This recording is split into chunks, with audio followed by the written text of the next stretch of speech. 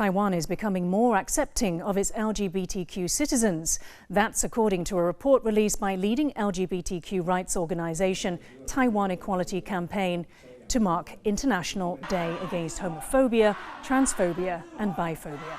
A poll of 1,000 people in Taiwan found support for LGBT rights, such as same-sex couples adopting children, had increased.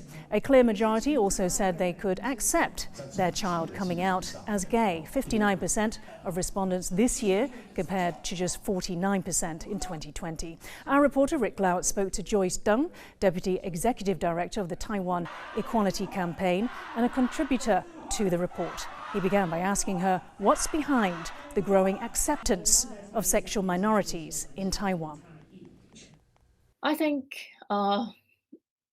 passing the passing the same-sex marriage law would be really important for Taiwan, because during the process passing this law, we have lots of public debate about how can we accept LGBTQ in this society, or should we let same-sex couple get married, and eventually people can get married from 2019 in Taiwan. After that, around people's life, they can see same-sex couples wedding, they get together, and there are lots of LGBTQ families raising kids.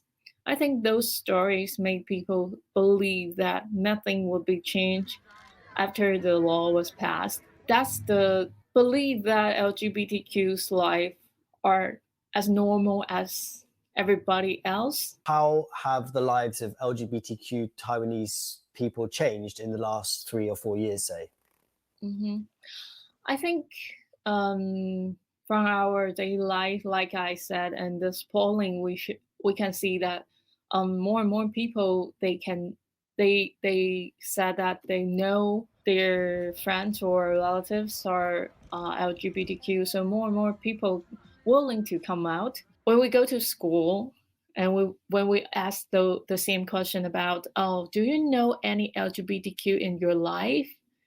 And the children will point at each other and they can know, oh, she is a lesbian or he's a gay.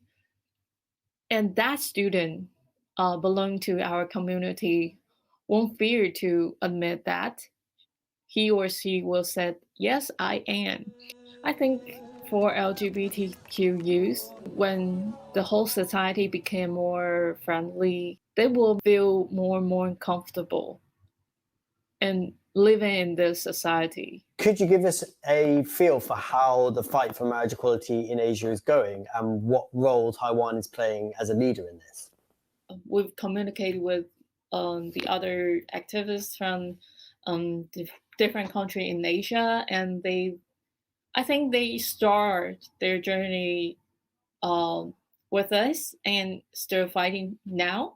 I think when Taiwan is the first country in Asia legalize same-sex marriage, there will be less excuse for the government to refuse or to say that LGBTQ is not belong to Asia, it's not our tradition, because we prove that we do live in Asia and live in Taiwan, but we still can pass same-sex marriage, and it do become our daily life.